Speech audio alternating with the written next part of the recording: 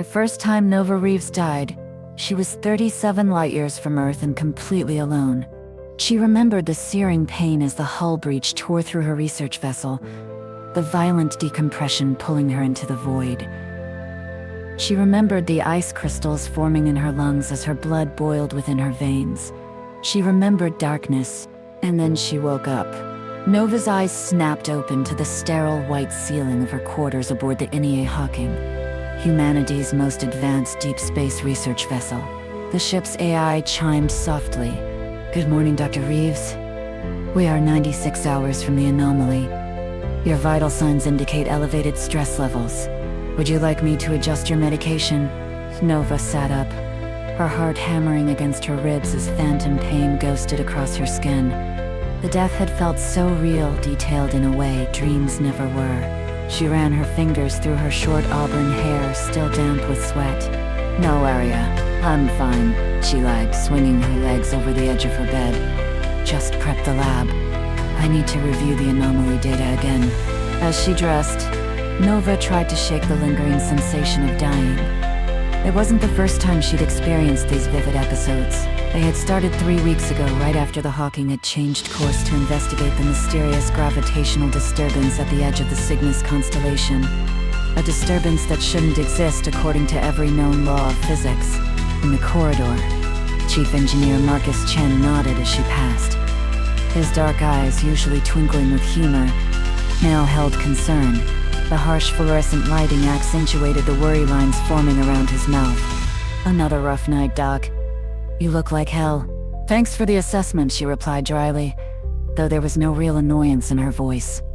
After 6 months in deep space together, the crew of 7 had abandoned most formalities. "I'm serious, Nova," Marcus said, falling into step beside her. His footsteps echoed in the narrow passageway, syncopating with the constant low hum of the ship's engines. The captain's worried. "We all are. These episodes started right after we detected the anomaly. That can't be coincidence." Nova stopped walking. "What are you suggesting? That a gravitational phenomenon 37 light-years away is somehow giving me nightmares?" Marcus leaned closer, lowering his voice to a whisper that barely carried over the ship's ambient noise. "I'm suggesting that maybe they're not nightmares. The quantum entanglement readings from the anomaly are off the charts. We're dealing with something that could be folding space-time. Who's to say it isn't folding other things too, like consciousness, memory?" A chill ran down Nova's spine as the ship's lights flickered momentarily. In that brief darkness, she saw it again. The hull breach, the void. Her own death playing out in perfect clarity. The vision was so visceral she could taste the metallic tang of fear in her mouth. "Dr. Reeves to the bridge," the captain's voice broke through her vision, the ship's comm system adding a slight echo to her words. "We have a situation." When Nova arrived, the bridge was in controlled chaos. Holographic displays showed a rapidly expanding gravitational field emanating from the anomaly, the visualization pulsing with reds and deep purples against the stark white of the command center. Crew members moved with purpose between stations, their faces illuminated by the glow of their screens. "It's growing," Captain Diaz said without preamble. Her weathered face, framed by close-cropped silver hair, betrayed no emotion, but her fingers tapped an anxious rhythm on the arm of her command chair. "At this rate, it will engulf the Hawking in less than 72 hours, not the 96 we calculated." Nova studied the readings, her scientific mind temporarily overriding her fear.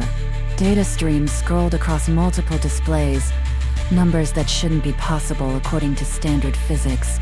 "This doesn't make sense. The mass calculations are fluctuating wildly. It's as if the anomaly is responding to our presence, or calling to us," whispered Dr. Yamamoto, the team's quantum physicist. His thin face looked almost skeletal in the blue light of his workstation, as if triggered by his words. A wave of dizziness washed over Nova. The bridge dissolved around her, colors bleeding into one another, sounds becoming distorted and distant. Suddenly she was in a different place, a cavernous chamber filled with technology that seemed both ancient and impossibly advanced. Crystalline structures jutted from walls that pulsed with an internal light. In the center stood a device pulsing with dark energy, tendrils of what looked like liquid shadow flowing upward against gravity, and beside it, a figure that looked exactly like herself. "You need to remember," the other Nova said, her voice resonating strangely as if coming from everywhere at once. "Before it's too late, before it happens again. This is the 7th iteration, Nova. The 7th time we've approached the anomaly." The vision evaporated as quickly as it had come, leaving Nova gasping for breath on the bridge floor, the concerned faces of her crewmates swimming above her. Captain Diaz's strong arms helped steady her as she struggled to sit up. "What did you see?" Captain Diaz demanded, helping her to her feet. The bridge had fallen silent, all eyes on Nova. Nova's throat felt dry as the implications crashed over her. I think I've been here before. We all have. And I don't think the anomaly is just bending space." She looked up at the view screen, where the swirling darkness of the event horizon grew ever larger, its edges dancing with particles of light like a negative image of a solar eclipse. "I think it's bending time, and we're caught in the loop." The captain's face hardened. "Explain."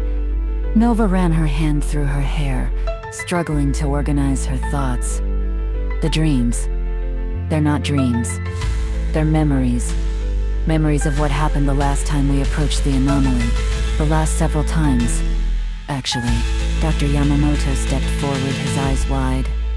"Quantum superposition at a macro scale. That's theoretically impossible. So is a gravitational anomaly that changes its properties when observed," Nova countered. "Yet here we are." The ship's AI interrupted. "Dr. Reeves, I've compiled the data you requested on temporal fluctuations within the anomaly."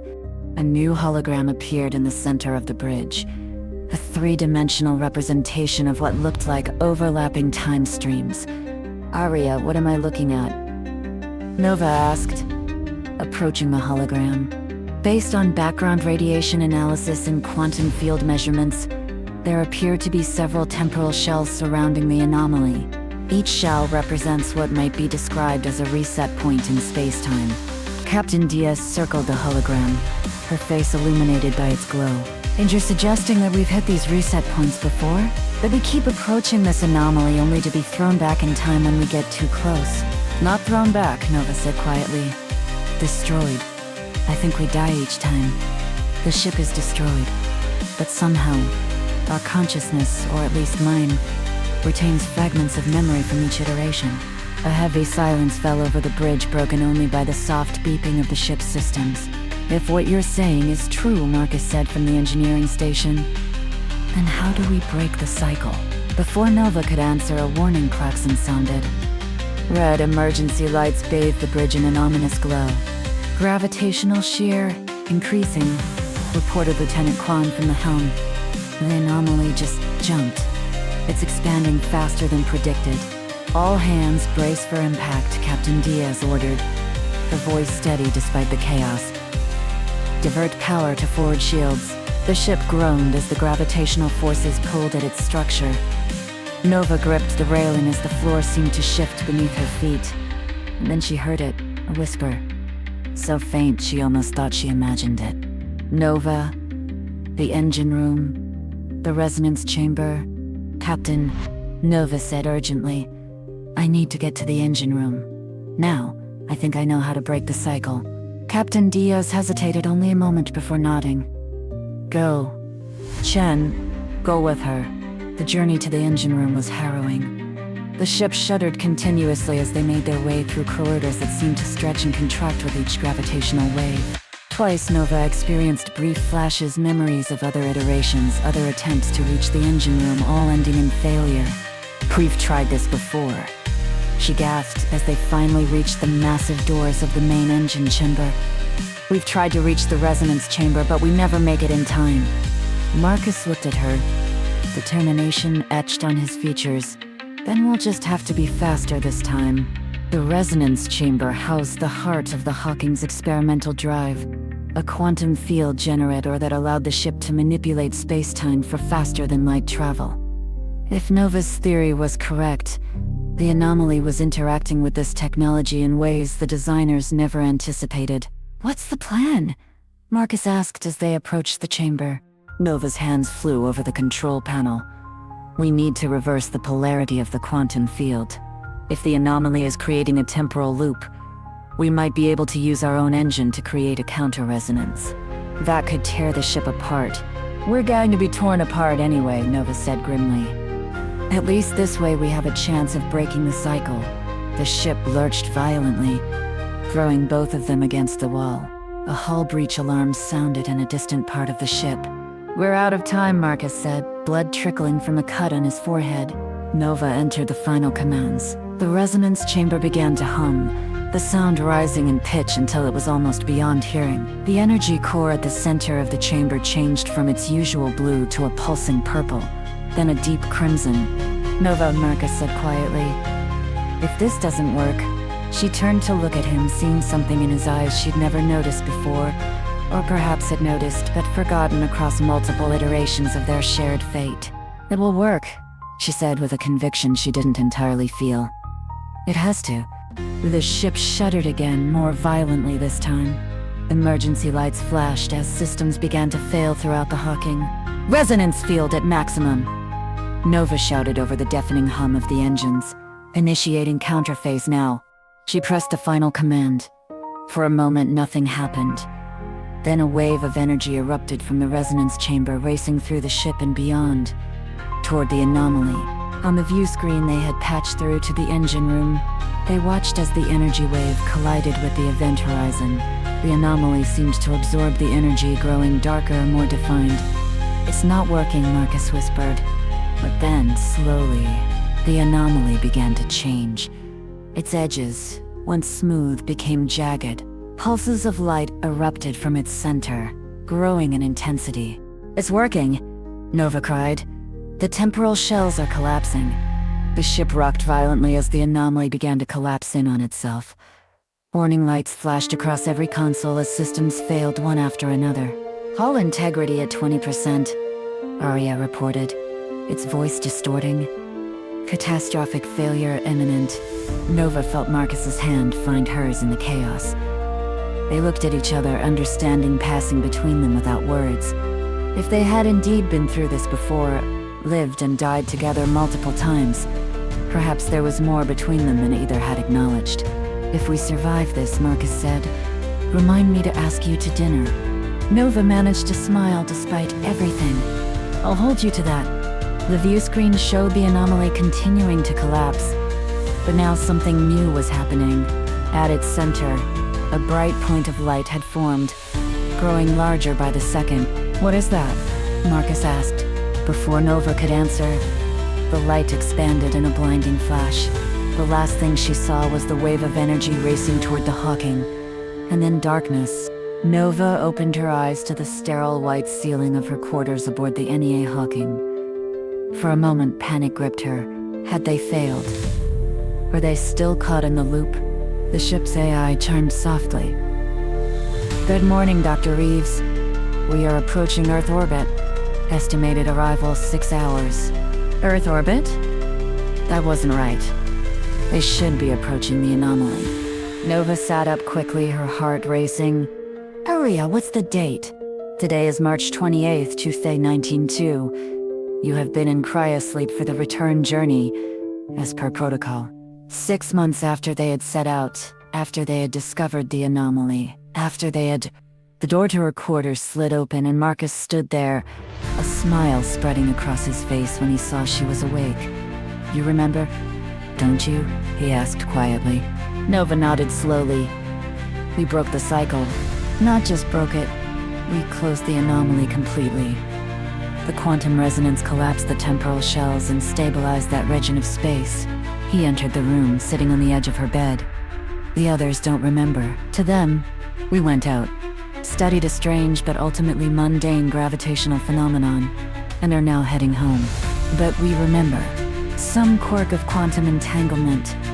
Yamamoto thinks, though he doesn't remember experiencing it himself, our consciousness somehow became linked across the temporal shells. Nova looked out the viewport, where the blue curve of Earth was just becoming visible against the blackness of space. Home. They had made it back. So, she said, turning back to Marcus with a smile, About that dinner you promised me." He laughed, taking her hand in his. "I was hoping you'd remember that part," as they sat together, watching Earth grow larger in the viewport. Nova couldn't help but wonder about the other Nova, the one she had seen in the alien chamber, who had tried to warn her. Was she from a future that would now never exist? Or from a past iteration that had somehow broken through? Perhaps some questions weren't meant to be answered. What mattered was that they had broken free from the endless cycle of death and rebirth.